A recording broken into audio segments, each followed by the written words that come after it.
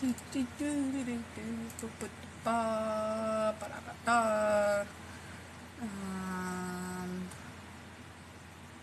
should be at the top of the list, but you're not for some reason. There you are. Send, share.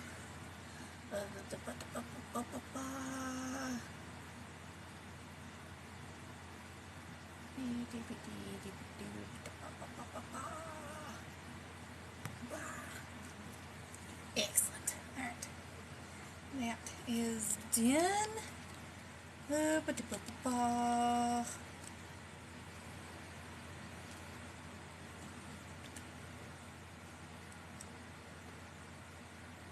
Did I do my homework prior to starting this? No, I did not.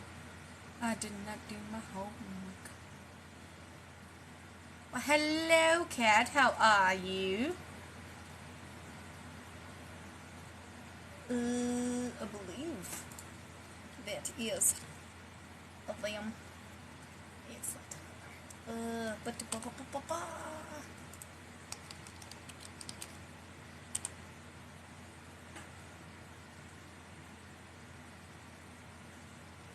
We're gonna find out, I guess.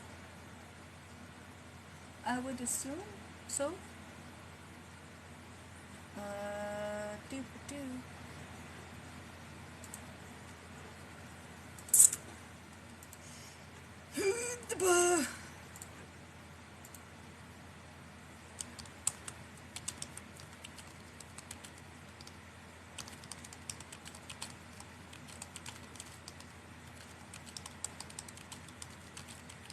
Was this something I could have registered for? It's all good, Kat. It's an interview with Emily, and I have 5 more by the end of the year. I know I'm doing one with Jordan on the 19th. Let's crack open the old calendar, eh? Alright, so Emily Michael tonight, Dakota Wild on Thursday, Bree on Tuesday, a night on Thursday of next week, and then on the 19th I am interviewing Jordan, and then I believe that is all, knock on wood, for this year, because Lizzie needs a break. I have need nap. Lizzie needs nap. Lizzie needs a nap. So,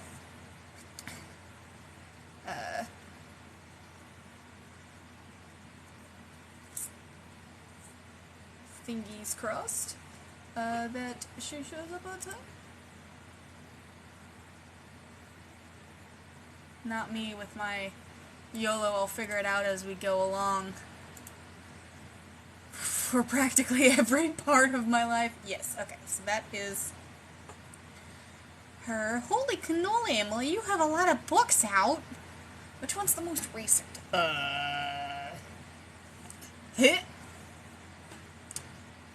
There are more?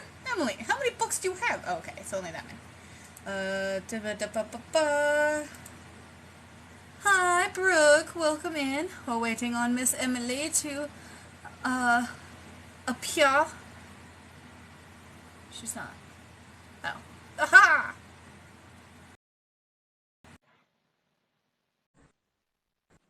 There you are. There we are. It was fighting me on it because it was like, yes, invite sent. I was like, no, you didn't. You absolutely did not send that invite.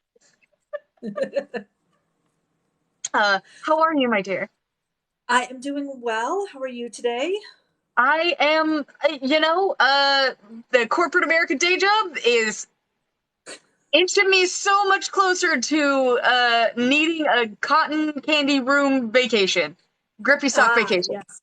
We are getting really close. My favorite is when they're like, hey, can you send this thing out? I was like, okay, I need this link and I need the people I'm sending it to. Okay, I need you to send it by 5 p.m. Thanks for the deadline. Who am I sending it to? Yeah. I must have done that like 10 times today. And they're like, oh yeah, here's a link 2 hours after I've asked for it. Like, buddy. Have your stuff ready before you ask me for things. But anyway, uh, how was your holiday wrap up going? Since apparently December is when authors start to scramble. um, I am doing okay. A lot of that is because I don't like Nano is kind of the end of the writing year for me, unless Hmm. I have to finish it up. And I finished Nano in November this year. So I tend to just kind of coast in December and focus on all the other stuff going on in my life. So Absolutely fair. January is my vacation month. I'm so excited. I'm gonna do nothing but sleep. Um, so I am looking at your Goodreads, and correct me if I'm wrong. You have one, two, three, four, five, six books officially out. that is correct. Okay. And Blood Magic and Brandy is the most recent one. The most recent one is actually a Redemption of Wings. Ah, So that came out in October. Goodreads, you lied to me.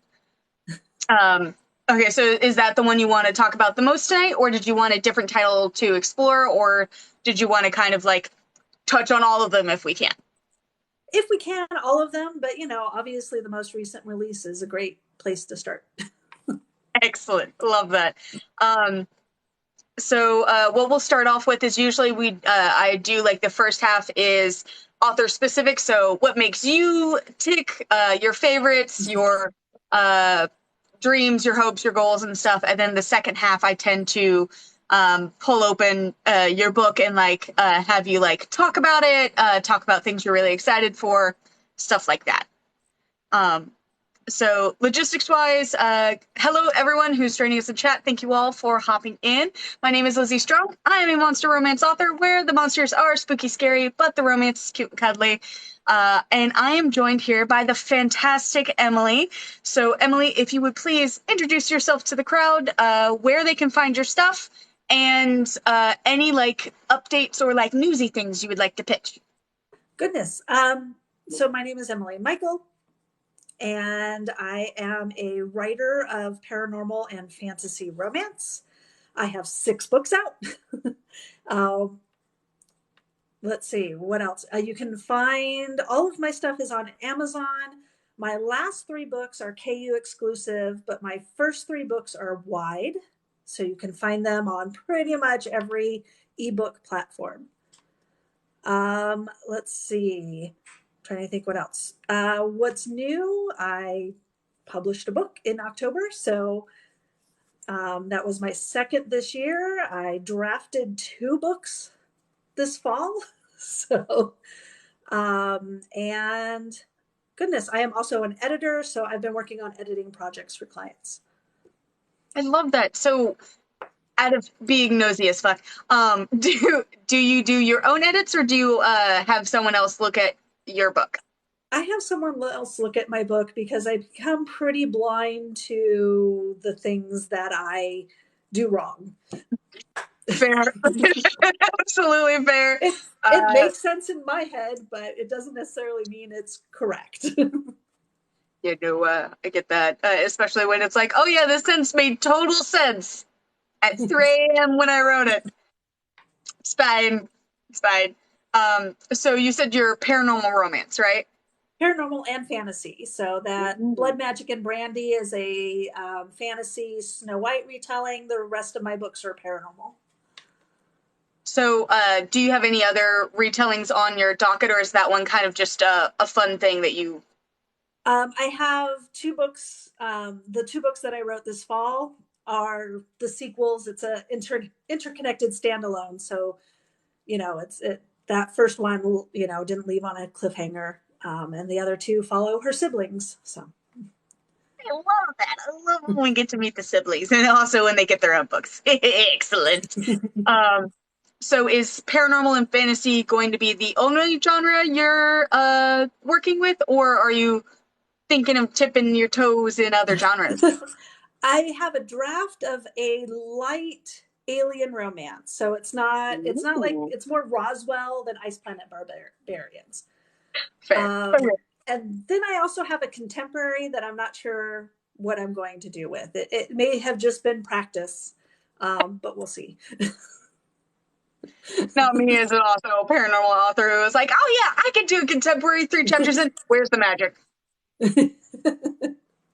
Why can't I just fix this with magic? There's dragons, right? Dragons are contemporary, right? Um, so would you classify yourself as like, do you also dip into like monster romance or like shifter romance?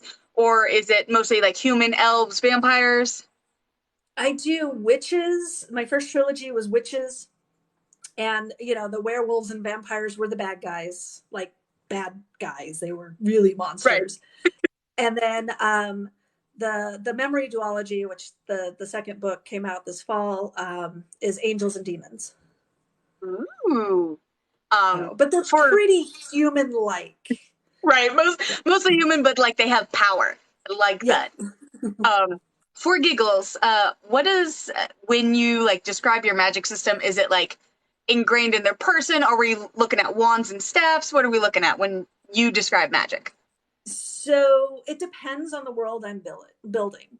So in my first trilogy, it was mostly inherent, at least for my main character, but most people could do ritual magic. And then Mhm. certain types of magic were something that you were born with and you learned how to control. And then with angels and demons, it's just part of who they are, which helped a lot because when people would ask, well, why can they do that? I'm like, because that's the magic. Right. It's the magic. The magic's the reason. Magic is always the reason. And in the fantasy romance, it's a little bit more like there are fairies in it, and fairies have magic, and humans can do some like potions and ritual magic again, but the fairies have innate powers. Gotcha. Um, so is like the magic part your favorite part? Is the romance part your favorite part, or like do you like world building the most? Um, I like the romance, and I like to do. I like how the magic can intertwine with that. Um, Love that. so just yeah, just how the magic can either put a wall between the two main characters or bring them closer together, depending on what it needs to do at the moment. Ah, um, so with that, is there any like magic system or any other books that you've read recently where you were like, oh no, I like this? Like anything that's inspired you recently? Inspire. Okay. Goodness, I'm sorry. I have to really think hard because I did not read a lot in November, and what I read was Mhm. mostly contemporary. Um, I think, well, I always like how Andrews does Hmm. their magic system. And I pulled some of the elements from that as well, because I believe, especially in the Hidden Legacy series, the people have magic, but they use rituals to help control it. So that's kind of sort of what I chose to do. There's it's a little different, but I Right. kind of like that balance because we all have innate talents, but without practice, without certain constraints, it's hard to use them correctly. Fair. I like that. I like a little pull and give and power dynamics. So speaking of things you like to read, and in November you read contemporary, what do you read usually, or are you like a genre hopper? I am eclectic. I read almost anything. I'm not huge on horror or westerns, but almost Fair. anything else. Fair. So, Um, with or so what? without romance. All right. So what is like your most recent recommendation or your most recent read? Um, the most recent recommendation is The Bodyguard by Catherine Center. It's a contemporary rom com. Um, it's a grumpy sunshine bodyguard trope, but she's the bodyguard and he's the A-list actor. Yes, I it's love that. it, it's closed door, but the romantic tension is really good. Oh, I love that. Um, so kind of speaking of some tropes that we love, what are your guilty pleasures or like your favorite tropes slash like content tags that you like to look for when you're either reading or writing? Oh goodness. Well, writing, I've been really drawn to like enemies to lovers recently, or where they don't get along at first. It's not an instant, Hmm. it might be instant attraction, but not that instant Love. connection. Right. Yeah. Um, as far as reading goes, again, kind of going back to the eclectic, I don't have any major ones that really like, oh, I'm definitely going to pick that up. I tend to hop those as well. I'm not huge on the alpha Mm, male. It really depends on exactly how it's done, but it's not a huge draw for me. But there's so much of it out there that it's pretty easy to find good ways of or good. Oh goodness, I'm sorry. I'm really tired. I didn't get a lot of sleep right. last night. But there's good representations of it. Ways that it's done Yes. well. Um, so when it comes to your writing in particular, uh, what do you feel like is something you're well known for, or like something your readers come to associate with you? Um, I get. Let's see.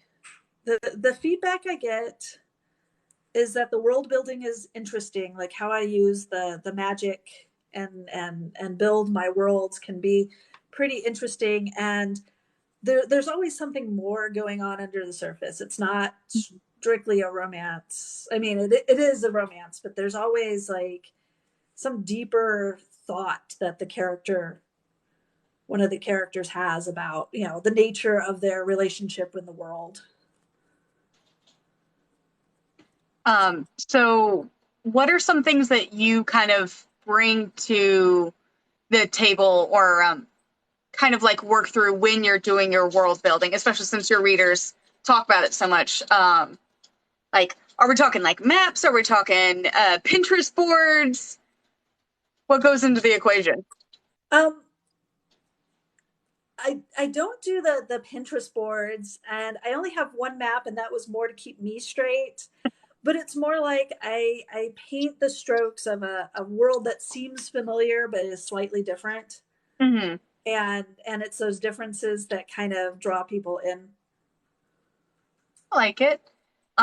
So if you had to say like a relatively close city or a place, would they all be set in like the USA? Are we talking like Florida or Britain?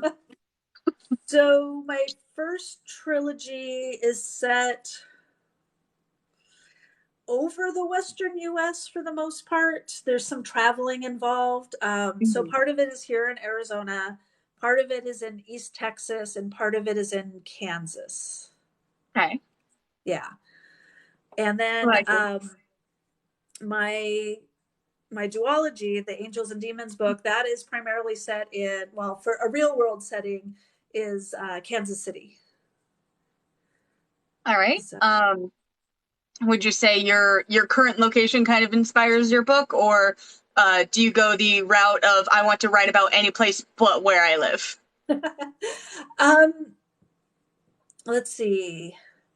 Well, I lived outside of Kansas City. We would go into Mhm. Kansas City very often. I really wanted that feeling of authenticity of someone who had lived there. Um, Kansas City is kind of it's a fun but different place. With Arizona, again, I kind of like to draw. If I'm not making the world up from scratch, like I did Right. with my fairy tale series, I kind of like to draw from places that I've been whenever possible. I feel like that gives me like that boots on the ground. Hey, I know where these things are. I know what it smells like. I know what it sounds like. Like that. So, a level of authenticity to not just your world, but like uh, where the setting is and how our protagonists usually react to it and stuff. Yeah. What are some other things readers might find common with your books? Like, are we talking like everyone's real feisty? Does everyone hate Snark. shoots? Snark, lots of snark. Yeah, yes, we love the sad.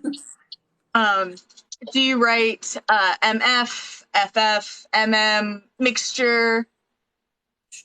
So far, all of my main books have been MF. I do have a novelette that's not strictly a romance, but there's a sapphic relationship it is center to it. So I like that. Do you have any plans in the future for like spreading your wings, or is it just like as they come to you, they make themselves up? mostly as they come to me, they make themselves up. The angels in my series are bi or pan, I Mhm. guess technically. So, but it is an MF relationship. I feel like those stories are often told. It depends, but I didn't feel until more recently that my skill level was high enough to tackle an experience that wasn't my own.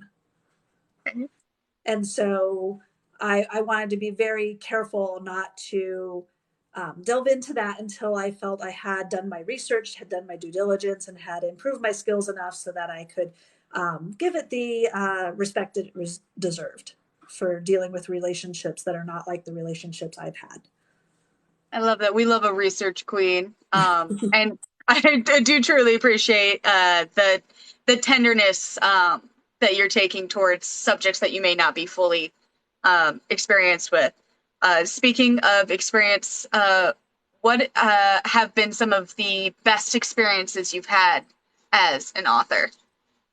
Um, oh goodness, I love seeing the review. Like, I don't look at the reviews very often, but every once in a while I'll just be, you know, like just checking a little bit to see what the star rating is. I don't like Right. read the reviews, but every once in a while I have my husband check on it. He'll be like, "Oh, you have to read this one," you know. Got it. And Got to so save your mental health. and I love running across my book in the wild on social media where people are like, "Here's a book that I'm reading," or here's a book that I loved, and I'm like, "That one's mine. That's cool." You know? Love that. What would you, if there's like a new reader or a new writer in the chat who's looking up and who's like, I want to be Emily, what are some what are some pieces of like advice or like some, hey, don't do what I did, that you have for others? Let's see. I put out my first book, like I finished it and I'm like, what do I do now? And I just like Fair. put it out there. Don't do that. Like, it's okay. You can wait and build the marketing. It's worth it. It will go better for you in the future. So I Fair. had it already. I had the cover. It was edited. I had the blurb. And I'm like, yay. And then, of course nothing happened because you have to market it. And I hadn't I understood it, but like I hadn't really understood it. So yeah, definitely like hold it. It's okay. It will be fine. Right. You can give yourself like a later date to just talk about it for at least 30 days prior to going out. At least a few weeks. At least a few weeks. Yeah. Right. Give yourself marketing time or else no one's gonna know it's out there. Yeah. I love that. What have been like your writer goals that maybe you've already hit?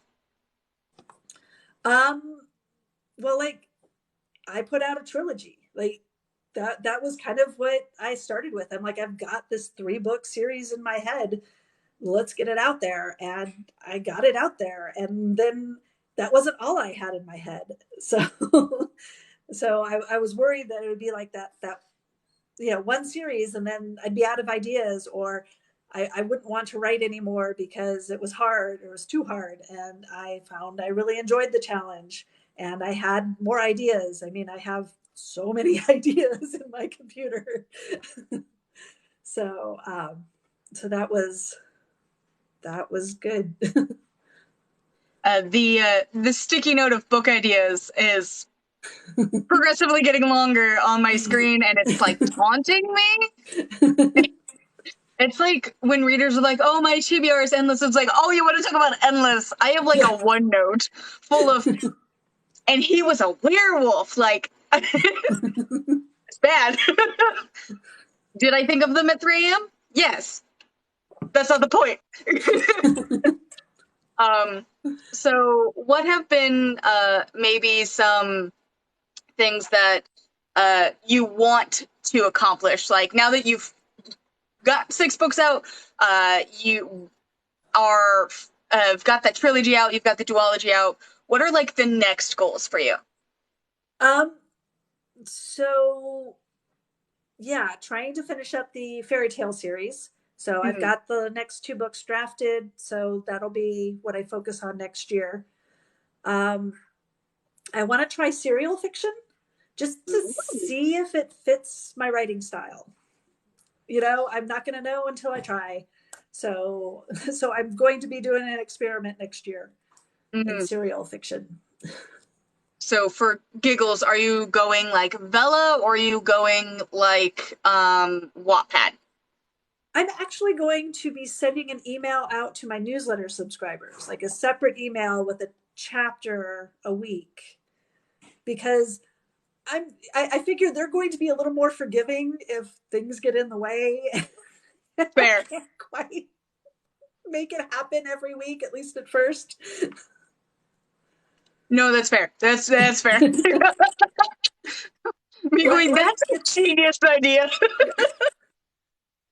So, and also just to reward my newsletter subscribers for, you know, putting up with like me experimenting on them with my newsletters. So, like, Fair. here, have a story. Here's updates, and that just constantly gets more people on your newsletter. So if there are readers or people who have never seen you in chat, what are some things, obviously your newsletter you offer, like do you have a website? Do you have an author front? Where can they find your stuff? So I have a website. It's emilymichaelauthor.com. Kept it simple. Simple. And all the links to my books and to sign up for my newsletter and all of my social media links and everything are on that webpage. So it's pretty well thought out. Thanks to my now 19-year-old, when she was a freshman in high school, she took a web building class. And I'm like, hey, I have a project for you for the summer. So. We love that. Some extracurricular activities. We love that. Yeah. Got to keep those coding skills up and fresh. Exactly. Building website is not like it was when I was a teenager. I thought at one point I was like a coder extraordinaire. I was like in the Matrix, and looking now, I'm like, I'm such a dork. That is not what that was. It's not how that was. But speaking of like extracurricular stuff or other side hobbies, what do you do outside of writing? Or do you not as much as I write? probably should. Well, I am on a bit of a break this fall. So for the last few years, I've been heavily involved in my kids' parent-teacher associations, you know, serving on the boards. And then, of course, all the stuff that comes with that. I also was involved with the local Romance Writers of America group here in Tucson. And I served on that board for a couple of years. And so I finally got people to take over positions. And I'm like, you know what? I'm going to be focusing on my writing and my editing and getting some sleep. Yes, absolutely. I have my younger son is in Scouts. So there's a little bit of, taking him to events and things like that Mm. and getting him to and from school and school events. But they're older now, and they can feed themselves. Fair. Absolutely fair. Um, so when you're like getting into writing, since you're kind of starting to solely or like focus on it a little bit more, what does it look like for Emily to like get in the groove? Oh, what's your ritual? Do you just like open a Word doc and go YOLO? Like, what does that look like? I do some prep work because I found it helps me keep on track. I'm mostly a pantser, but if I can really get into my characters' heads and try and do one of those beat sheets where I outline the major points that kind of need to happen before I start, I have a much better chance of not getting stuck in the middle of Fair. drafting. It happens sometimes, but it tends to flow smoother. And when I do get stuck, it's for a day or two, Mm. Rather than weeks or months. And I'm like, I just don't know how to fix this. And now it's like, no, then I go to the next point and I can fix it later. I like So, it. but I tend to do I take like a week or two at most. So this is not like a long, drawn out process where I'm doing lots and lots of research. I tend to sit down and do about a week or two. I might do some cursory research. And then if I need to do more, I'll do that research in between the draft and the revisions so Mhm. that I layer in the extra details in the revisions. Like that.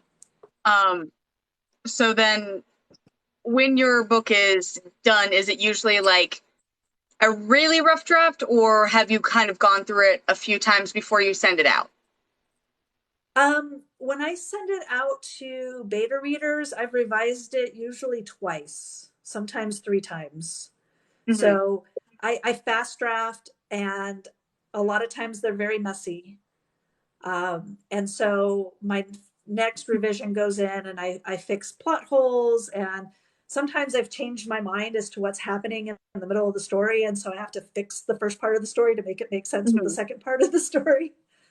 Um, and so I go through and I make sure I fix all of those. And then I go through again, usually, and layer in details like, oh, I need an emotional beat. Oh, this falls flat. Oh, the pacing's slow or fast, depending on what happens. And so it's usually twice. And then I'll do an editing pass where I fix grammar and spelling and commas.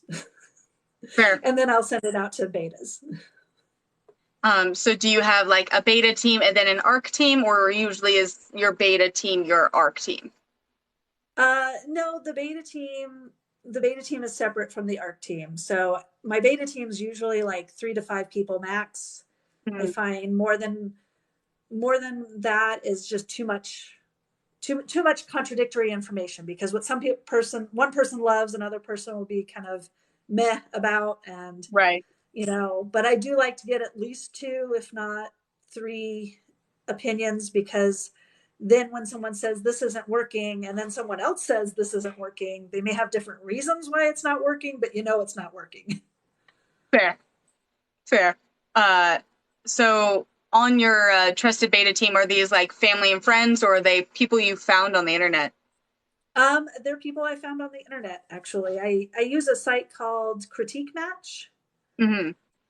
And I've found some really excellent beta readers with some really good insights into the craft of writing and just the craft of storytelling. And so they'll be like, "Hey, this isn't quite working, and I think this is why," or "I don't know why, but this isn't working," or "I love Fair. this, keep this, no matter what." Yes, the amount of highlighted, if you take this out of the book, I will come for you and your Yes. toes I've gotten from beta readers is the energy I want. The energy I want. Um, so what are some other like resources or websites that you found as an author that like they're chef's kiss, the bread and butter? Yeah, I have a whole checklist that has a bunch of resources on it. So the critique match is a good one. I've used Story Origin instead of BookFunnel until recently, and I'm just trying out BookFunnel. And Mm. Story Origin does a lot of the things BookFunnel does, but it also has a platform for beta readers Mm. where they can interact with your manuscript without you actually sending the whole manuscript to them, which is kind of Oh. nice.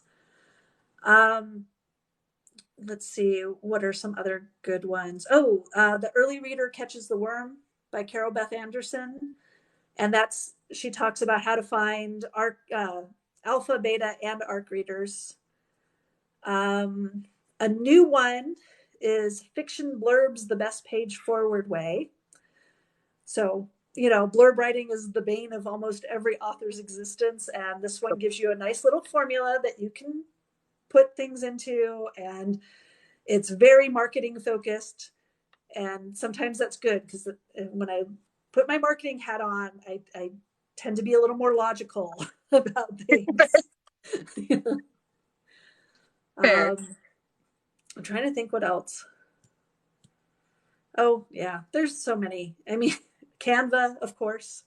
Yes. I am on the Canva train. My Instagram would not be the way it is without Canva. So with all of these resources, what is something that you wish you had known before you had started?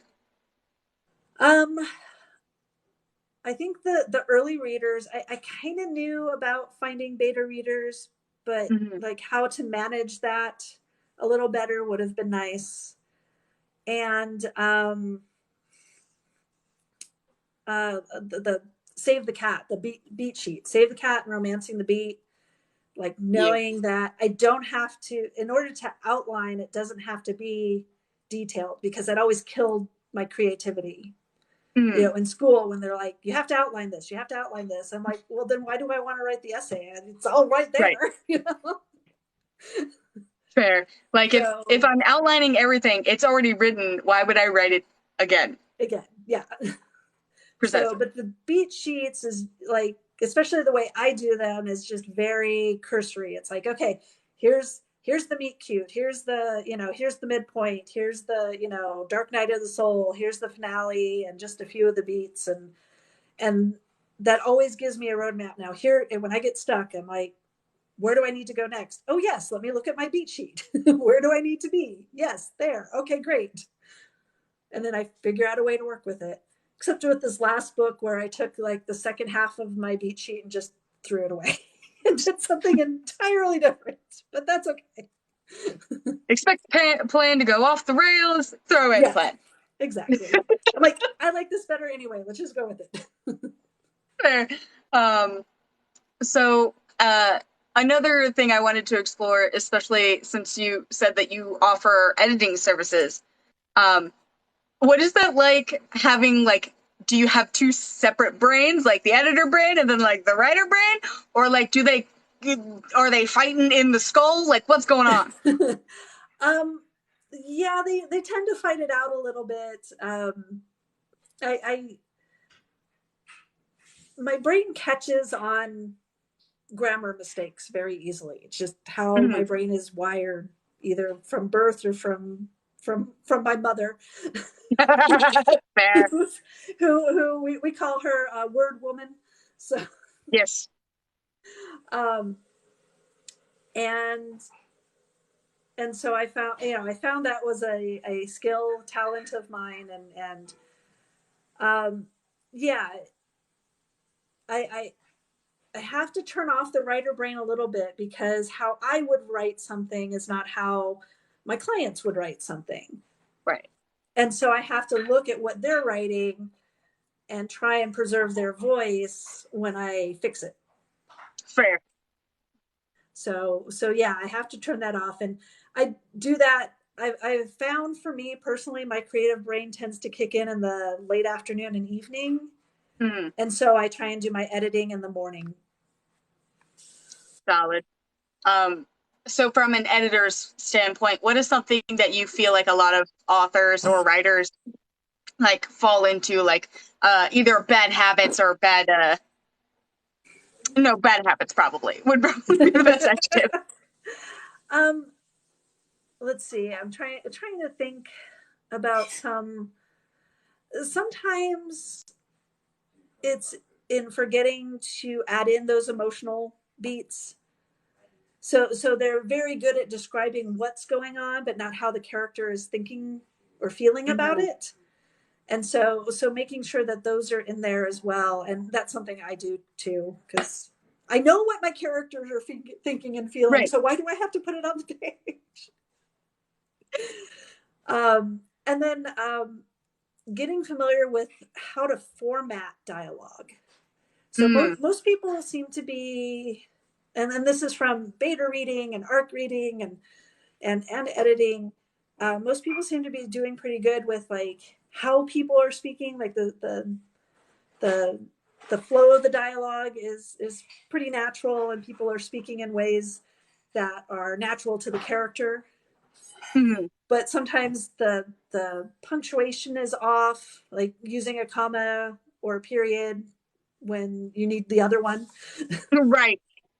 um, and sometimes um, so when you're writing dialogue, you know, what someone says goes on one line with what that person is doing, but Mhm. sometimes we put in what somebody else is doing, and that really should go on a different line. Right. So you know, some of it's just hitting return. You know? Right. Like, This needs to be on and its own enter. line. Because I do see a lot of editor memes where it's like add comma, enter, enter, add a space, add a space. Oh, 1 second. Yeah. Hey, Bernie, can you let Luna in? She's crying her head off.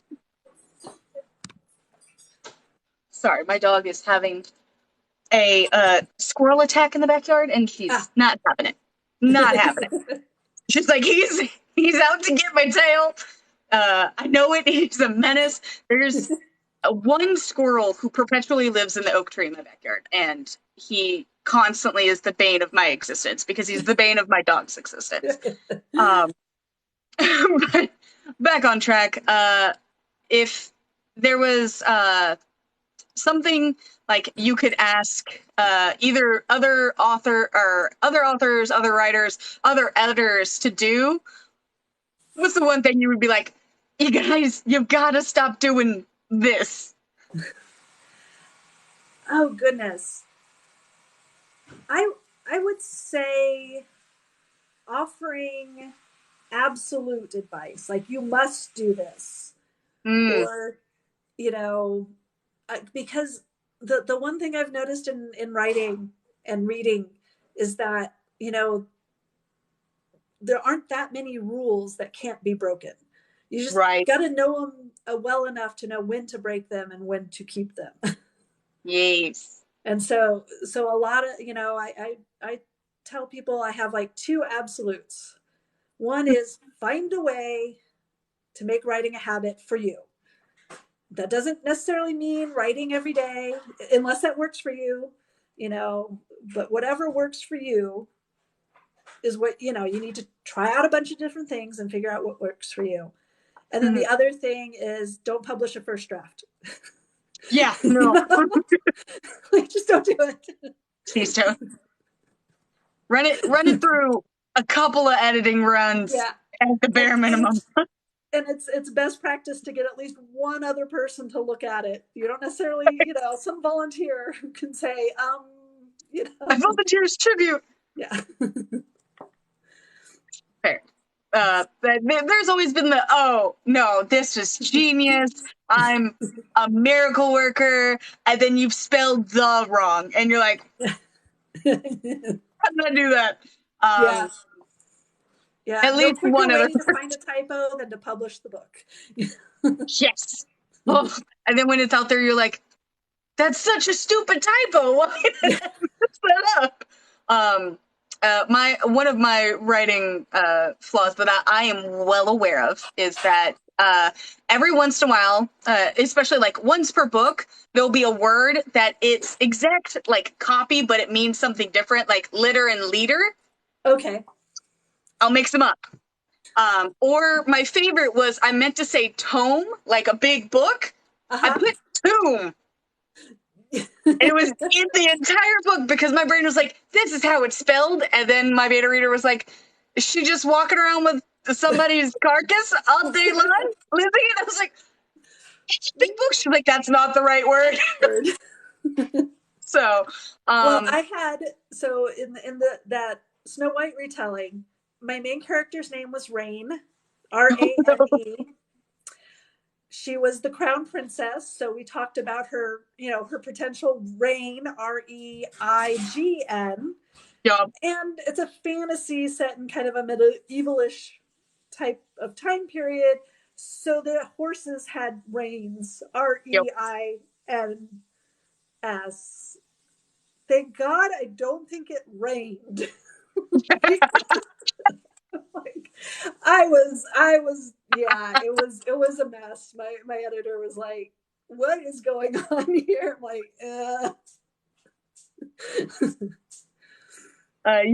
You just gotta, you gotta roll with it. But it feels like at least every book has like one word where the brain is just like, oh no, the whole book, this word is wrong. You used it 6 times, it's wrong. So every time. What are some habits that you have when it comes to writing? Is it like you have an addiction to really big dialogue, action scenes? What are some of your writing habits? let's see. So a bad writing habit, especially in the first draft, but it tends to make it through a little further than I wish it did, was I have the talking heads syndrome where it's just like back and forth, back and forth, back and forth, and nobody's doing anything. So Yep. I've learned to catch it, but it's still It's good dialogue when the dialogue is just flowing. It just happens. yeah. Let's see. Oh, I have been known with the action scenes to like get to the action scene and be like, action scene here, deal with it later. So, Fair. Absolutely fair. Right. so absolutely. wins. Move on. Insert ominous thing here. Yeah. It's gonna be fun. Yeah. I'll make it work somehow. I promise. Yeah. The book I worked on in August and September, I couldn't keep anybody's name straight. So except for like the two main characters, I was like, bracket name, bracket name, bracket name. I'm like, I'll figure it out later. I'm getting to the juicy stuff. I'll get back to the boring stuff later. Yeah, I don't want to look up this person's name right now. I just want to go on. I just know whoever it is, it's so-and-so's sister, bracket, Yeah. so-and-so's sister's name. Google later. And bracket.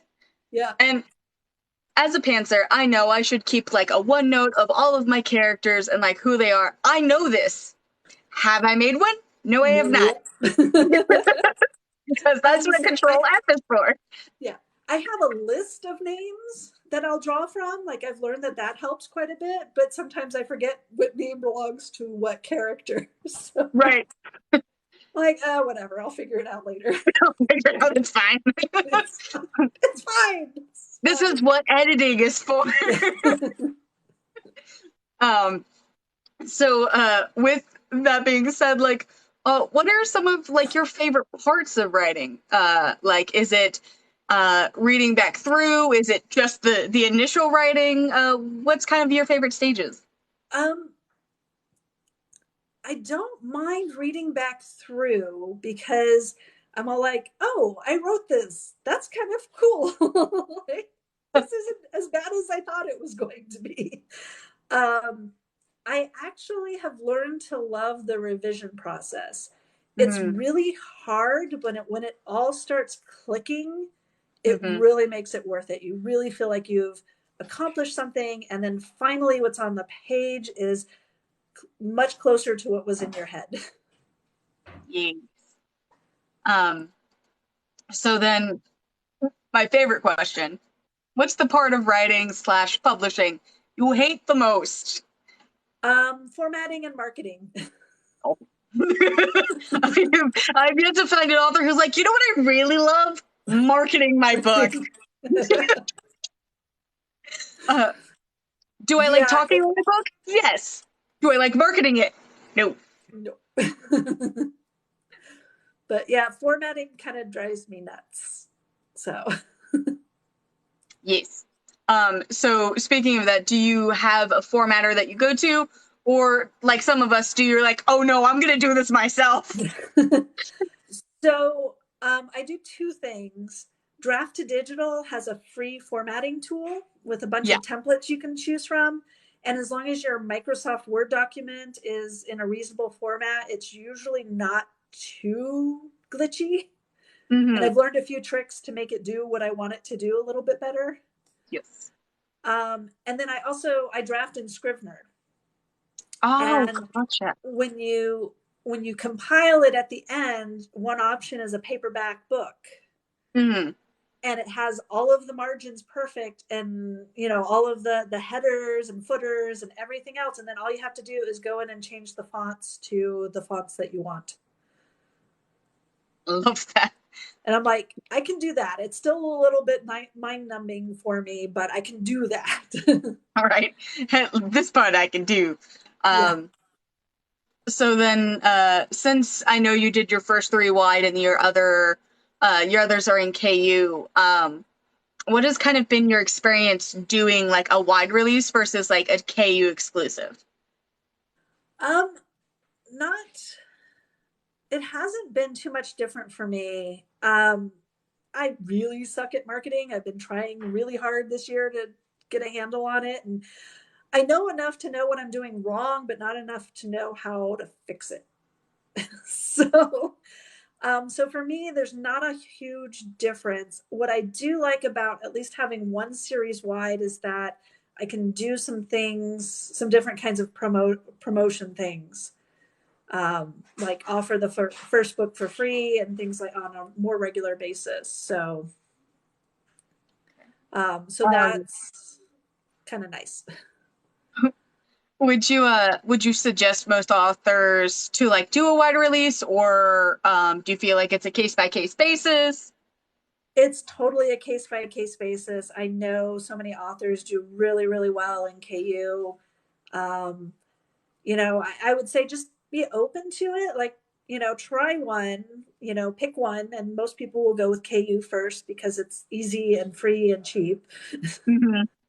Um, and if you find that it's not working for you, don't be afraid to try wide. It's not that hard to do, especially if you use an aggregator like Draft to Digital or Smashwords or Ingram Spark.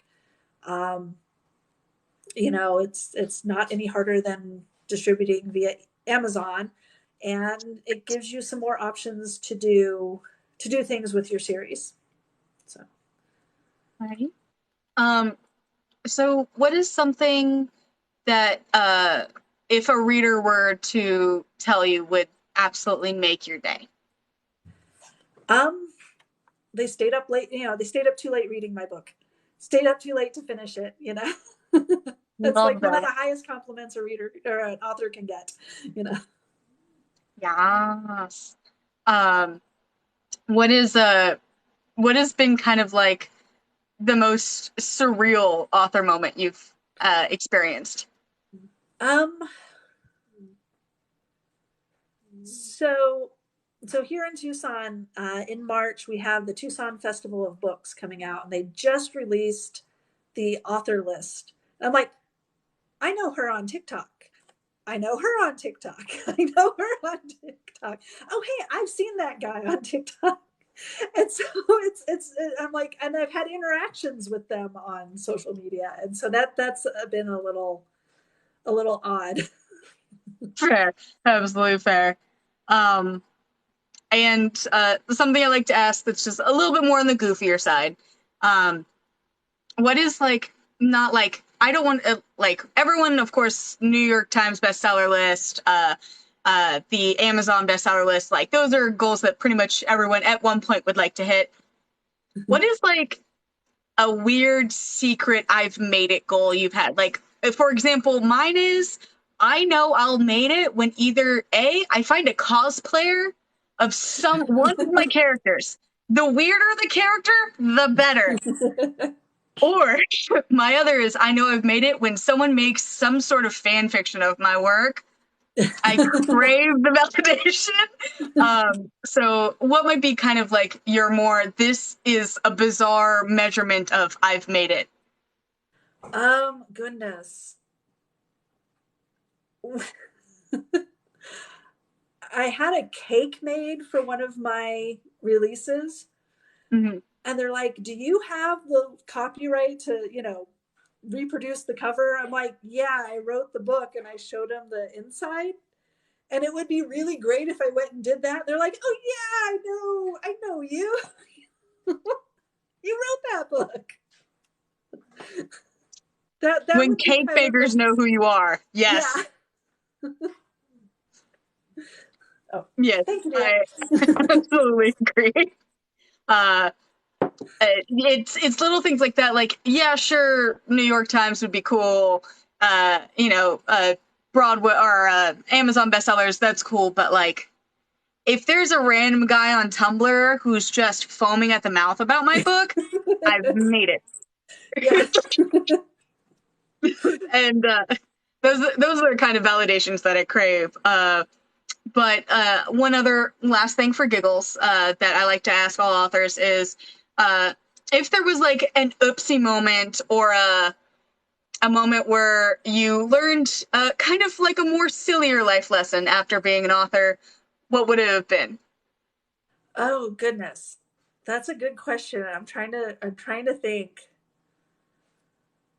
Um, a life lesson from an author oopsie. Oh goodness. And if you You can't think know, of one I for yourself, you can use someone else as an yeah. example where you're like, oh, that was a bad idea.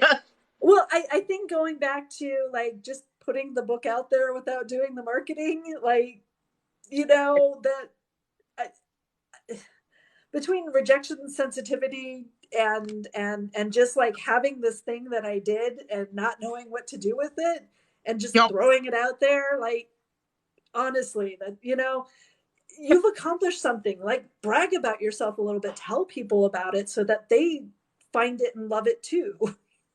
Yes, we love that.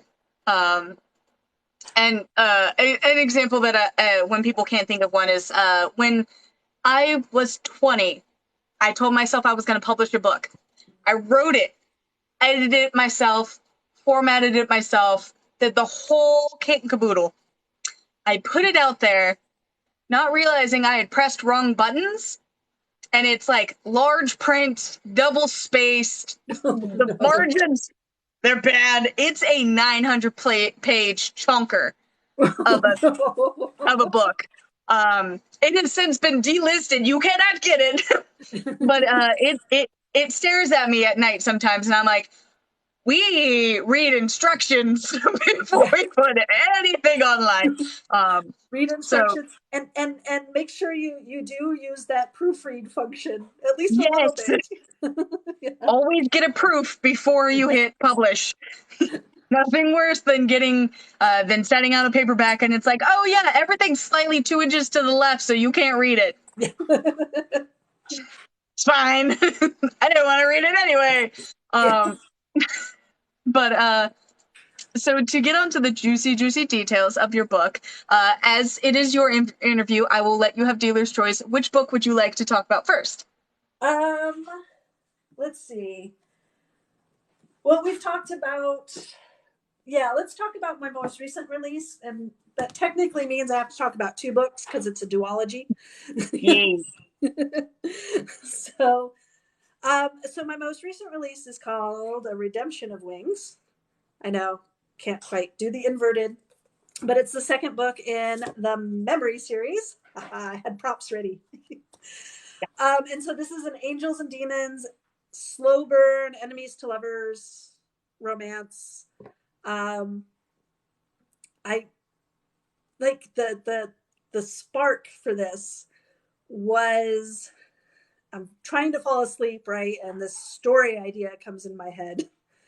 And Yes. you have the Archangel Michael lifting an angel out of like the slush of a, you know, nasty Kansas City winter, because everybody has just been thrown out of heaven and hell. Oh, oh no. And it's like, it's not your fault. We're going to figure out a way to fix this. And that was the spark for this whole, this duology. So, you know, you have the angel and the demon teaming up to solve the problem of how to get back home. But, you know, the demon doesn't really want to go home because home is hell. And Fair. so it was a lot of fun to play with those dynamics. And I like that. yeah. So who are our two main characters? Because it is a romance. So Yeah. who are they? So you have Shax, who is hell's most brutal assassin. Oh, And when the gates close and he's tossed out into Earth, nobody knows he's alive.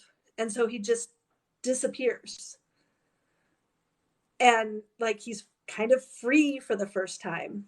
And then we have Keone, who is the right hand, Michael's right hand, the Archangel Michael's right hand. And they're trying to, you know, destroy all the demons who got thrown out on Earth to protect the humans. And right. then her friend dies, and the only person that she knows who didn't do it is Shax.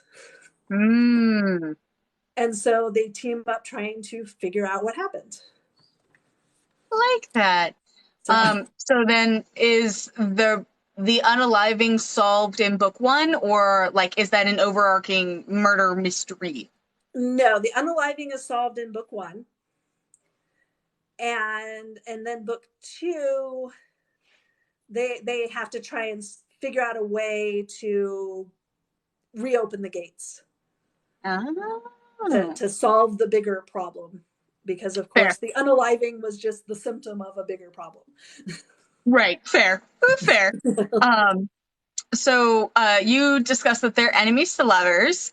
By the time we get to a redemption of wings, are we like less enemies, or are we still like pointy, stabby, stabby? No, we are less enemies. We are less enemies by the time we get to book two. The first half of book two is spicy. Yeah. So, yeah. And then of course, you know, more shenanigans ensue. So stabby, but in a good way. Yeah, it's very stabby, but in a good way. Yes. Right, in a good way. So, for giggles, are you like, when it comes to spice, are you more like explicit on page? Are you closed door? Are you, it just happens off screen and we just discuss it off screen? What kind of spice level are we looking at? It's open door. This is my spicier series with a little bit more explicit 4-letter language. Oh dear. But still not, I'm still not like, you know, I wouldn't call it super spicy. Like right. I would say book one is probably a 3 at most, and book two is 3.5. Like I tend to write kind of that medium spice. It's open door, you know, it's explicit on page, but it's not super spicy. So a good medium salsa. Good medium salsa. No Carolina Reaper. Nope. Yeah. You will have taste on your tongue when you finish this book. Yeah. We like that. So when it comes to kind of their overarching like romance, where do they start and kind of them when we hit book two, and then like where do we end? So where we start is like he was trying to assassinate her when the gates closed. So, oh no! So yeah, we don't start in a very good place. It's not great. At the end, they're partners. Like they're together because they're the only people they can trust. And then of course, so that's where we start book two as well. So where we end is where we start. It's like a day or two later. And then at the end of the book, of course, it's a romance. So there's a happily ever after. And since it's angels and demons, it's, really ever after. Fair. Yeah, no, fair. It's kind of the whole immortal thing. So what was kind of your favorite part about writing this duology? So book 2, I drafted it in April of 2021. Mm-hmm. And didn't get to revising it until April of 2022. Fair. So it sat there for a year, but it was the easiest book to revise that I've written so far. And that was weird because I was such a pantser that Yep. usually the revisions were really difficult, but this one was not. There were some pacing issues, but that was mostly like, let's take this out here and let's write a few more scenes here, and okay, that mostly fixes it. So yeah, it was very weird that it was so easy to revise. So once I started revising it, it was 6 months from when I revised it to getting beta readers to getting my editor to formatting and everything. So that's not too bad. I know a lot of people do it faster, but that's not too bad for me. I like it. So what has kind of been the vibe or the feel that your readers are giving from this book? Like, are they feeling like it's fantastic? What would be a good? What's the reception? That's the word I'm looking for. What's the reception you're getting from readers? I was working on it. Yeah. Took a second. We got there. A lot of people are really drawn to some of the deeper questions that the books ask about, the nature of good and evil and how we redeem ourselves, and at what point does someone's past, how should that affect their their eternity. So I've gotten a few comments about that's been fairly interesting, that the some of those deeper questions have been fun to ponder and see how I resolve them in my books. So I like that. So a redemption of wings and a memory of wings. What inspired the title? What did it? Well, okay. So I obviously a memory of wings came first, and so when I was trying to come up with the title for the second one, the redemption kind of sounded good. So the memory was like they lost their wings. They fell out of the sky, lost their wings. Oh boy. So they remember having their wings. They remember being these powerful beings, but they're slowly losing their powers as the gates are shut.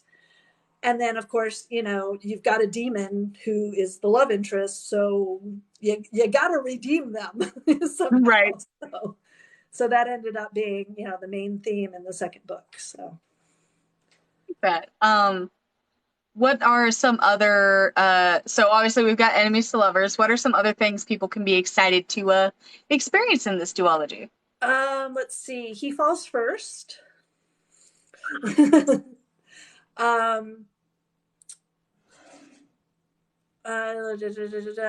some shape shifting. Let's see what else. There's some fun friendships. So Keone has friends. Shex kind of does too, but they're demon friends, so right. Their friendships are pretty interesting. There's a high-powered female demon who she and Shax really bounce off of each other well. She's vicious, and he is just trying not to get embroiled in her Fair. Plans. Fair. So let's see. Obviously, there's a unaliving mystery, so there's that aspect to it, and of course, whenever you have a mystery, there's a twist. So, alrighty. What's something you're really excited for readers to experience, either with the first book or the second book, or both? I really I really liked how I introduced Lucifer in the second book. So, I mean, he's a big bad guy and he's probably, half off his rocker, but Fair. you know, but it was a lot of fun to introduce someone like that. Just Right. evil, but like you kind of get where he's coming from. Right. Is he a little office rocker? Yeah. Does he Yeah. have a point though? Yes, he Possibly, yeah. does. I like that. So did you play with pretty regular Christian Catholic I I guess iconography or like mythos? Or did you kind of just like use some popular names and then just go way off wherever you wanted? Um, I it depended on the character. So with Michael, of course, with Catholic iconography, he's God's general, and Mm, so that's the role that he plays. Um, but some of the other archangels like undermined it a little bit. And so one of the archangels that you see on page is presents as female. So, that's not necessarily something that the Catholic Church is really great on. So, um, I also played a little bit with gender. I just figured like angels were beings of energy first, of spirit and energy, and so they right. may not necessarily have a gender. And Mm. so some of the angels and demons don't have a gender. They use they them pronouns. So and nobody cares. So, Right. I mean, if you've lived since the dawn of time, who cares? yeah. So, oh, yay, dinner. Thank you. Yeah, we love a good hubby.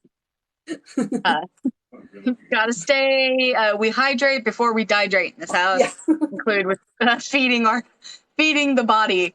Um, so, as the creator of this fantastic duology, uh, what is something that you're really um, interested to talk about when it comes to the newest book? So, like, the first book came out, but the second book is kind of more fresh. So, like, Right. in your mind, what's something you like really wanted to talk about? I really like how they learn to take care of each other. They've both have, he's been on his own mostly, Mm-hmm. and she's been surrounded by other people, but she's been the caretaker. And Mm-hmm. so letting someone else take care of her is difficult. Right. So it's been interesting. That was an interesting dynamic in that first half of the book, is like how they learn to trust each other and rely on each other and take care of each other. So it was fun to write, and it was that there's some really good spicy stuff that kind of goes towards that as well. Thank you. Um, when it I'm good. comes to your writing, do you write some of like the relationships or the tropes from experience, or do you kind of explore them through your characters? Mostly through my characters.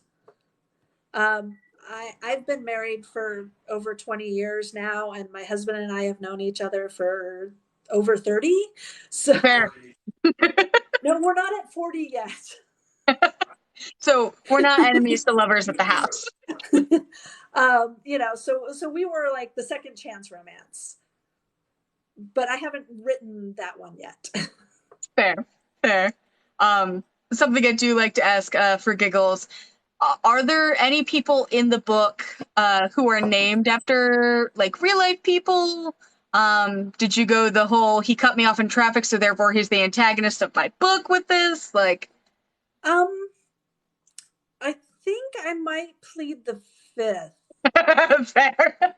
Because I wrote this, a few months after the January 6th Yeah. stuff. And yeah. And I was writing demons and hell. It seemed like a good fit at the moment. Was it strong? Yes. Did I make a point? Yes. I like it. We're products of the things that are going on around us. Yeah. There was that theory in publication that right before the vid hit real hard, that there were a lot of like paranormal witch and spellcaster stories coming out, because 2 years prior was when the slogan "We're the daughters of the witches you never burned" was like really Yeah. getting popular, and then all of a sudden 2 years later, all of your female protagonists were witches. So like everyone was like, "This is about right." Yeah. um, so when it comes to Redemption of Wings, you said they do get a happily ever after, right? Yes. Um, Yes. is there, for giggles, a third act breakup? Sort of. Fair, fair. It's a bit of a spoiler, so Okay, we're gonna go with sort of. sort of. It's fair. It's fair. Yeah. Um, so without giving spoilers, where do our characters kind of start the book, and where can readers expect them to like wind up? Obviously, they're together, but like, are we humans? Are we upstairs? Like, how's that going? So they start the book in purgatory. um, and healing from the adventures or misadventures in the previous book. Right. And they end it like he's redeemed. He Mhm. has solved his issues. He is now an angel again. And I hint at it in the first book, um, and throughout the second book. And they're on a mission to try and redeem other demons. Yeah. So And just for me, because I like finding out how people's brains work. How does the like obviously they're angels and demons, but what does her magic versus like his magic look like? so angels tend to be very powerful. Mm-hmm. They have a lot of they're strong and fast. They have the ability to at least heal themselves, and a lot of them have the ability to heal others. Mm-hmm. But when the gates closed, they started like it seemed like the abilities were then randomly distributed. Ooh. So they were stronger and faster, but it was slowly declining the longer they were away from heaven. And Keone can open up like rifts, like transport rifts. So you open a little rift in time and space and you step through so you can go do your mission. But like her friend is a healer.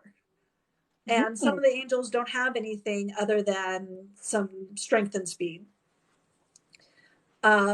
And the demons are only granted what powers Lucifer wants them to have. And Oh. so again, they're strong and fast, but Shax only has one power. Mm. You know, Sometimes they're not given any extra powers. Just depends on what Lucifer wants them to have. Right. So, Am I feeling generous today? yeah. What do you need to do this thing for me? Absolutely. Um, so then, what, I guess, to kind of wrap up your duology a little bit, what is maybe something your reader should know before they start reading A Memory of Wings and then A Redemption of Wings? um, like like a content warning or just Yeah, anything. uh, Okay. it can be a content warning, or it can be, hey, watch out, this is for the Gorleys who hate men. Like, um, so I play fast and loose with a lot of the mythology around angels and demons, and people um, who might be sensitive to that because of their religious beliefs may not like my books. or they might enjoy them. Who knows? Depends on where you are. It's like, okay, somebody else can play with it, but this is what I believe. That's fine. Okay. But you approach with caution. There's I'm not, religion isn't specifically mentioned, but I am playing with some of the iconography and mythology Right. around some foundational religions. So if that's not your Be thing, aware. maybe skip this one. All right, we like that. Um, so your trilogy, Yes, it starts with Witch Hazel and Wolfsbane. that's correct. So what is it about? I'm really excited. So, If I could pause this thing for a second. what's up? I can't turn the oven off. Okay, I'll get it in a minute. Thank you. Yep, whoops. Go ahead. We'll figure it out. Fine. I'll figure it out. So you have Annie, who is late to her witchy powers. So her mom was not a big fan of the witchy community Mm. and put a block on her powers until she was older. Mm. But her mom passed away when she was young, and nobody else in her life knew about it. So they don't get activated until she's in her late 20s. Mm. And the opening scene is she's tracking down a werewolf. So this is a couple years after her powers, and she literally runs into like a monster hunter, like literally. So, so it's kind of a fun. It's a coming of age, but for someone who's 30, that they just found out this new information about themselves and is now exploring this new facet of their life and trying to figure out what they want from life at the age of 30 instead of 18 or 20. Fair. Like, I'm I still feel doing it. it and I'm almost 50, so Right. Um, so our main character is a little older than our usual protagonists for learning of magic. How does she deal with that? so she's really confident in her abilities Mm-hmm. until they're tested in the Oh. In the course of events. She's like, that's part of her journey, is like she's pretty confident, she knows what she's doing, and then she realizes, like, I'm in over my head. And so that's kind of the rest of the trilogy, is her trying to figure out how to get the skills she needs to do what she needs to do. So is this a romance or more fantasy paranormal? It's a paranormal romance when looked over the three books, though each one's a little different. You're like, oh, I'm not going to write the typical romance, and I'm like, overall, I ended up writing a typical romance. It just took me 3 books instead of 1 or 2. So, Sure.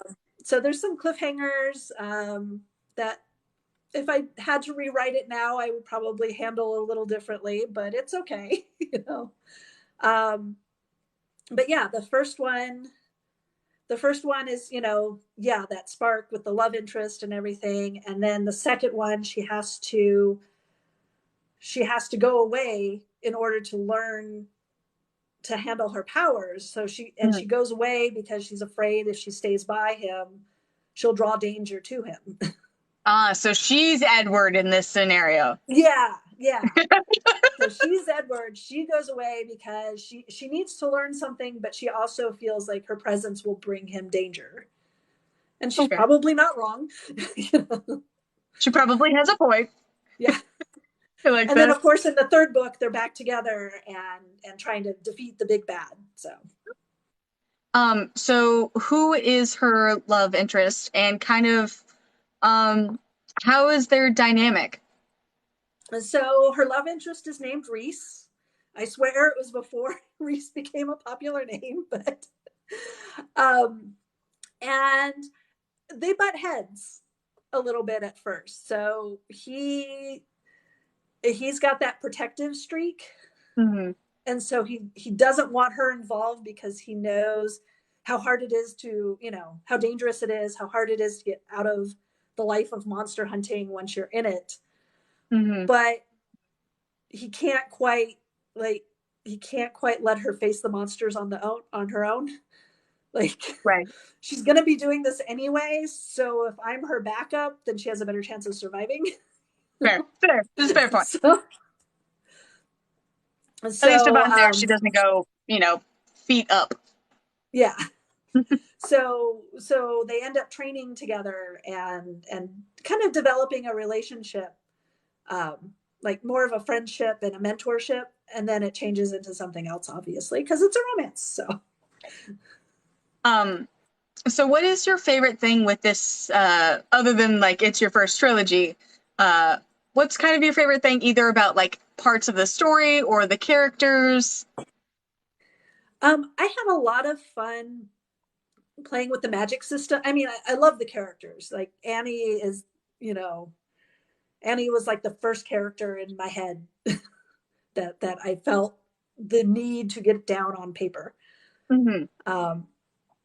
And but like developing the magic system and how it worked and what her limitations were and what she could do and what she couldn't do. I didn't want to make an all-powerful person because Right. that's no fun. They have to have limitations, or else, well, because everybody has limitations, but otherwise it's too easy. She can't have things too easy. That doesn't make Right. for an interesting story. So Right. You can't just have everything you want. That's not how books work. yeah, it's not how this works. Yeah. It's not how books work. It's not how life works either, but So what is something that your reader should expect to experience? Are we talking like you're gonna break my heart? Like, am I gonna be on the tip of the tip of the page? Am I staying up late?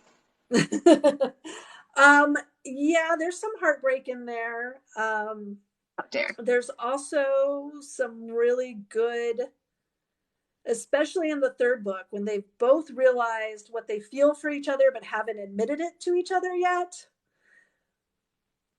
That was a lot of fun to write. We love Just that. that tension there was, yeah, it's like the reader knows and they each know how they feel, but they're afraid of making that statement. So what is kind of like we start obviously book one, we're kind of learning our powers, being tested a little bit, in training. Book two, we're going away. What is book three kind of encompass when it comes to like your giant climax or your big bad? Right. So basically they take turns rescuing each other. So, Fair. yeah. Fair. So there again, there's a bit of a puzzle to solve. They've got this big bad they have to defeat, and they need a way to defeat him. Mm-hmm. And so there's a bit of research montage, and they're also like reconnecting. So oddly, well, maybe not oddly, I drew on a lot of my experiences as a army spouse. Mm-hmm. With this, where their separation apart was kind of like a deployment where they're both doing their own things, but still kind of connecting from time to time, and then they come back and they have to figure out what the new normal is and how to connect to each other now that they've had these different experiences apart from each other. And that's one of the themes. And then just trying to find out a way to defeat the big bad that makes sense, that isn't going to end up with everybody dead. Fair.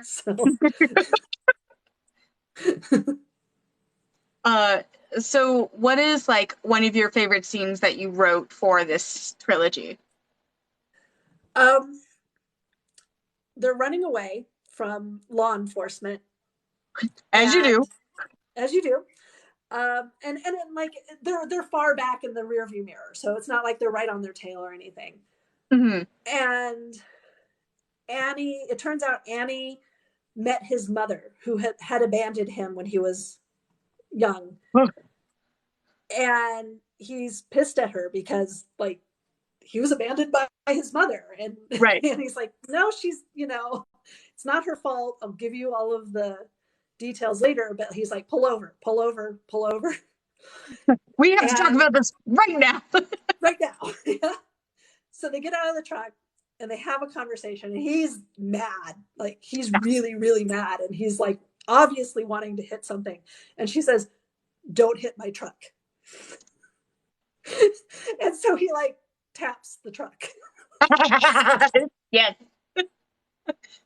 Don't touch it. That, yeah. Poke. So just like them, like, yeah, it broke the tension, but just like their dynamic was like that. Like, you don't tell the other person what to do, you help them process through what they need to do. Right. We love that. I love a sassy love interest. So where do they meet? Like, how does the meet cute happen in this series?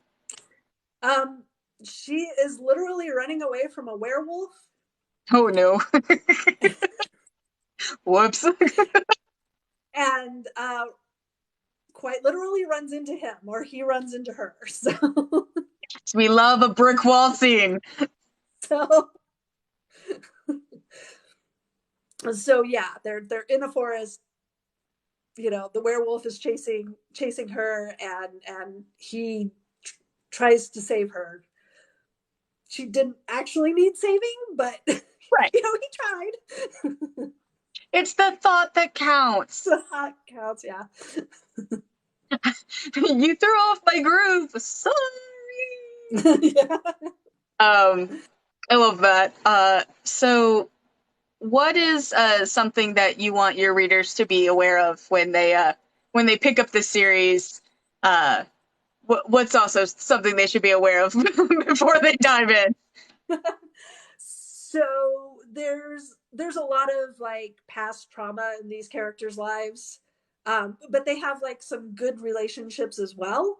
So it kind of balances out. And it was my first, yeah, especially the Witch Hazel. It was my first book, so give me a little grace. It was edited.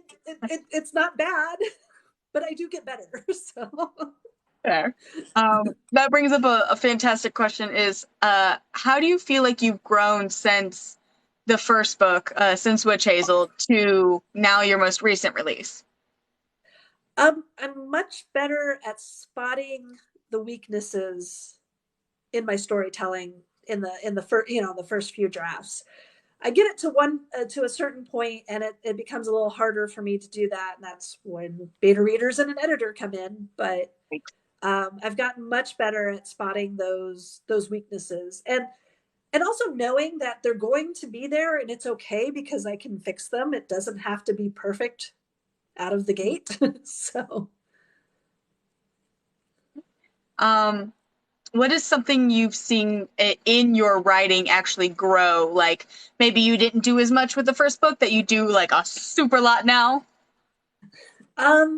Really making those romance connections. Like it's there in the first book, but I've gotten better at it, Okay. significantly. Yeah. Fair. There's better pining. Okay, fair. We love a good pine. So what is next for you? So obviously you've got 2 drafts. What are they about? So they are the sequels to Blood, Magic, and Brandy, which is the fairy tale, the Snow White retelling. They follow the younger siblings. The second one, which is the messy bitch of a draft, is Sleeping Beauty, sort of. It's not entirely unlike Sleeping Beauty. Fair. It's like if you squint at it, it's Sleeping Beauty. Yeah. There's briars. Right. Yeah, no. Therefore, it must be Sleeping Beauty. So yeah, that one's going to need a lot of work. But the one I just finished for Nano is Cinderella retelling, gender bent Cinderella retelling, and Ooh. he ends up kidnapping her. So, so that was a lot of fun. I had not written one of those before. Ooh, okay. So Um, that was a lot of fun. um, so what is kind of something you're looking forward to with this fairy tale series? Is it going to stop at 3, or are we like going for all of the stories? No, I think it'll stop at 3, but I do have a decent idea for like a novella that I might do. And that one would be on a more obscure fairy tale, but Mm. I've got kind of a fun idea for it. So we'll see. Obscure fairy tale, or are we talking like the very back end of like Sherazad's stories, or are we talking like one of Grimm brothers? Like, where's it coming from? Yeah, I have a well-loved book of Grimm's fairy tales from when I was 7 or 8. Fair. And this one is the idea I have. It's a prequel novella, and it's the robber bridegroom. So Ah, you've got this den of thieves and stuff. So okay. we will see how that Like, goes.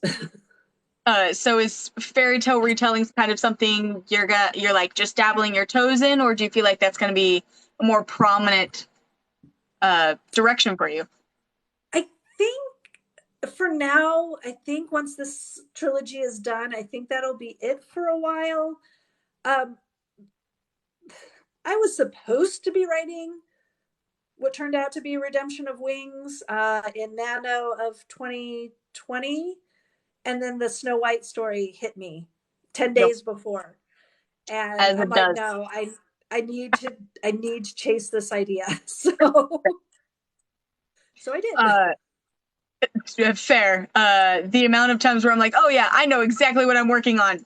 No, I don't. Just kidding. Yeah, Left turn. Um, so Blood Magic and Brandy. It came out this year, I believe. yeah, it came out earlier this year, April. Uh, Yeah. so what's the book about?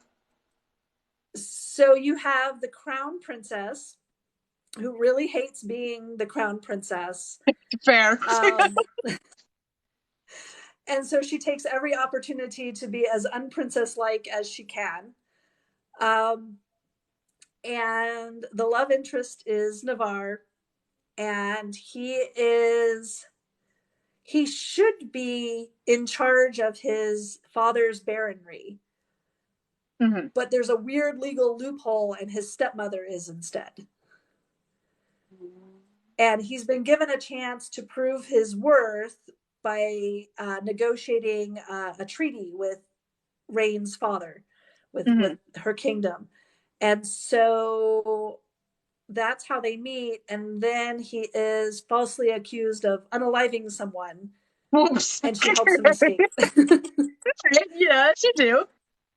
So is he the Snow White of this story?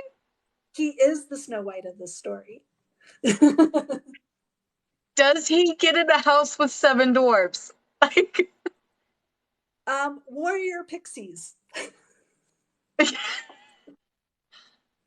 I love this so much. How? So it is not spicy. This is probably the least spicy of my books, but yeah, he is in a house of warrior pixies, and there is a wood chopping scene. I love this. I love this so much. So how do they work in this book? So like obviously she helps him get out and he ends up at these warrior pixies house. Um Right. so how does that work? How's it going? So she sneaks out to go and visit him on a regular basis, As you do. as you do. Um, but his stepmother, of course, kind of figures out that she's doing this, and so ends up poisoning him, of course, because it's Snow White. So, As you do. as you Um do. But there's so a fairy godmother, so the fairy godmother is always there to rescue. right. So I guess, what is like their dynamic? What is their freshly caught warrior pixies? Yes, Yeah. absolutely. But what is Navarre and Rain's relationship like? So it's a bit of a forbidden romance because, the crown princess needs to marry to benefit her kingdom, Right. right? So she can't just marry anybody. And Navarre has, he needs to get rid of his stepmother so that he can, take over for his father's baronry. Mm-hmm. And, so they're like, there's no way we can be together. I have to marry for the benefit of my kingdom, and you have you have your baronry to run, so we can't be together. Mm-hmm. And so there's that dynamic um, there, but they really like each other. Like they just connect, they get each other. Mm-hmm. So I like it. So what is the thing you're like most excited for people to read or like experience in Blood Magic and Brandy? um I let's see, what was there's like humor, like the yeah, there's some snark, but there's also just like some funny bits where she just gets herself into these really ridiculous situations because she doesn't think things through. Fair. Fair. And then the other thing is the fairy hound. There's a fairy hound, so yeah, that was fun to write. And for giggles, and mostly for myself, how do the warrior pixies work? Okay. So Rain rescued them and got them this job protecting the woods. Mm-hmm. And so they can be small, but then they can grow to like the size of a small human, like Okay. 5 foot tops, and they're just, they go out there and they rescue creatures and they protect people traversing the forest, and they help wounded travelers, and they protect the forest from, bad actors and thieves and things like that. So they're not a huge part of it, but you do get to see them on a regular basis. Like it. Are they named like the dwarves, or did you give them other names? They're named after birds.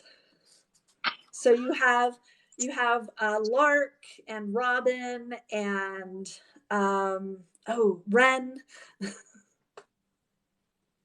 I love So this so much. I love this so much. Um, so then I guess what inspired the name? I had the hardest time trying to come up with a name for this book. Right. And so I asked my editor, and she made a few suggestions, and so I just kind of riffed off of her suggestions and came up with that.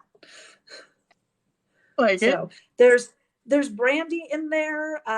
It's Navarre's home territory is known for its brandy.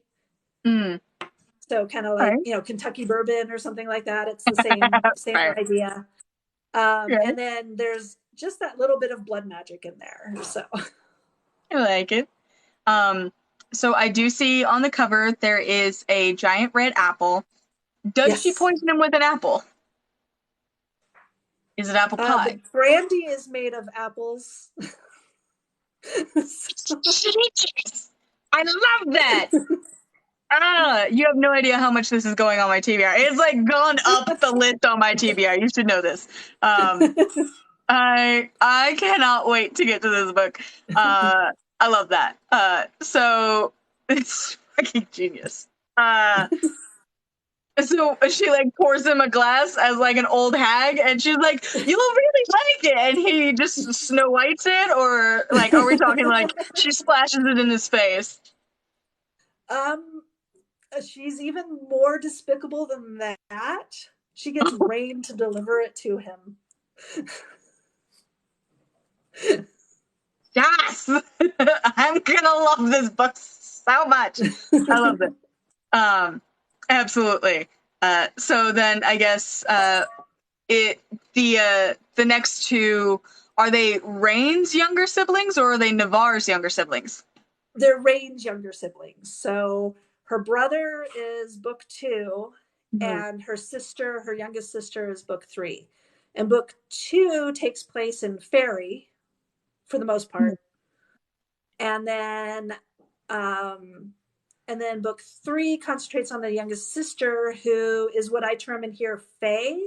So she has enough fairy ancestry that she is kind of born like a fairy. So she has magic powers and things like that. So I like it. So what is like the time frame we're looking at for these? They're coming out like early next year, late next year. What does your publishing schedule look like? So probably late next year. So book 2 is going to need some work. It was one of those things. I changed my mind a lot of times. I'm still not sure what the core story is, even though I have this first draft. So I'm like, I really need to go back and reread it and make some decisions and work on it. So I often don't put out a publication date until I've like gotten it to my beta readers. Because by then I kind of like, okay, we're in good shape, get the beta reader feedback and I can get this out within a few months. But so yeah, the second half of the year for the first one. The other one may come out a little faster because I really felt good writing it. There weren't as many issues. Fair. So then do you have any other books on the docket, or are you just gonna see what comes to you next year? Or do you have any anthologies? I do not have an anthology yet. I'm trying to put together. I have a hard time keeping myself to short stories. It's like I start a short story. I'm like, oh, this could be a good book. There we go. We're off and running. So, I do have another trilogy in mind, and this one is kind of a Reaper trilogy. So it's still in the very early stages, but I actually have the names of the books. Oddly, Funny usually how that happens. Like usually it's like the last thing. It's like, oh, I have to pick a name so that I can get a cover designed. Fair. Fair. But this time it's like, yep, I know exactly. I know the names. I know the major tropes. Okay, we're good. And it's like, all right, but I still have this other thing to finish first. Right. Fair. Absolutely fair. So kind of with that, how do you find time to write in between getting all of your stuff ready for publication? I do nano. Like that's my main writing. I'm like, okay, this month I'm going to write a novel, or over the next 2 months I'm going to write a novel. I'm going to sit down and I'm going to write it. And that's where a lot of my focus goes. And that seems to work well for me. And then I can spend the time doing the research and revising and editing and worrying about publication for the other books out there and marketing and all that stuff. So it works well for my brain. I know it doesn't work for everyone. That's fair. So I guess what are you excited for this either this coming year or like the next 5 years with the things that you either already have or you're planning? Let's see. So I'm excited to try and finally figure out the marketing thing. Keep trying. Eventually it'll click or not. And then, just trying to consistently put out books. I'm not going to do the rapid release. I just can't. I can draft that fast, but I can't revise that fast. It just isn't how my brain works with revisions. But if I'm consistent and do 1 or 2 a year, I think that's a sustainable pace for me. And so that's kind of my plan going forward, is putting out 1 or 2 books a year with maybe some shorter pieces, short stories and things like that. But So what are some things you're excited to explore? So obviously we've got some ideas for Reapers, and we've got our 2 flipped upside down fairy tales we're getting next year. What might be something you're ready to explore author wise? Um, Goodness. Well, I think I mentioned I'm going to look into serial fiction. Mm-hmm. So see if that's something that helps me write or again consistently put out new content. So yeah, there's that experiment that's going to be going on. Okay. I like that. So something I like to do before we kind of wrap up and do like outros and stuff is there anything you really wanted to talk about that maybe we didn't touch on? I can't think of anything. We kind of covered the gamut. Fair. So So then if money, time, and effort was not an option or not an option, was like not an issue, and it doesn't have to be author related, what would you like be absolutely doing right now? absolutely doing right now. Um, yeah, my husband just said in the background, kicking in the Caribbean. I'm like, yeah, actually, that especially we just had like a rainy weekend, which we rarely get those in southern Arizona this time of year. And I'm like, yeah, I'm ready for sunshine and palm trees and ocean waves. Right. Vacation, get away from the ugly weather, get out there under some sun rays. I like that. Um, Yeah. so with us having explored kind of what you want to do, what you're looking forward to doing, and some of the things that are already on your docket, what can readers expect from you? And it doesn't have to be like a tangible thing. It can just be kind of more of a metaphorical thing when it comes to you. Um, what can readers expect? Well, a bit of a hot mess because aren't we all? There. Um, and I find it much easier to interact with people on TikTok than I do just to sit there and talk to the screen. Yes. So yeah, I can come off a little stiff when I do my videos. It depends. I'm trying. So like my heart is in the right place, and I really mean what I'm saying. Okay. So don't Um, let the awkward 50-year-old worry you too much. all right. Uh, I like that. So, what is something that like you want your brand to stand for? You can like pick up to 3 things if you want like 3 things to be really well known for or kind of um, adjacent to your name. So I have kind of a tagline on my website that's magical moments.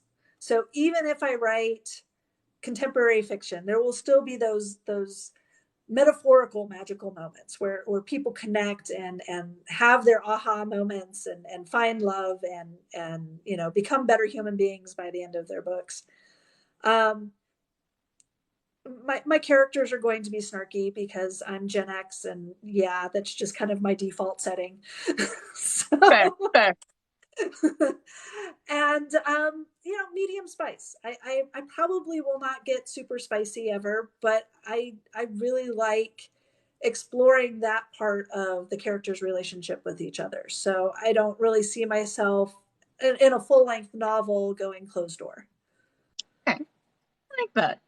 Um, and of course, kind of one thing we like to give the opportunity is if there were something you could say to the readers, like which book would you promote the most, or where would you tell them to start? Um, I would say start with Blood Magic and Brandy. I think it's one of my lighter books that I tend to have Fair. some heavy themes in it, even though there's still, some unaliving and warrior pixies and poisonings and things like that. It's it's my lighter fare. So if that's my light fare, and you're not entirely sure about, some of the darker themes, perhaps start there. I don't get super dark, but yeah. Blood Okay. Magic and Brandy's a good one. It's kind of, it's a familiar story, but with some twists. And so that can be a good way for people to connect with a new writer, is like through retellings and things like that. I like it. All right. So what I would love for you to do is reintroduce yourself. So name, what books you have out, where they can find them, and what social media you would love people to follow you on. Absolutely. I am Emily Michael. I am a writer and an editor. I have 6 books out. Blood Magic and Brandy, my Magic and Monsters series, which starts with Witch Hazel and Wolfsbane,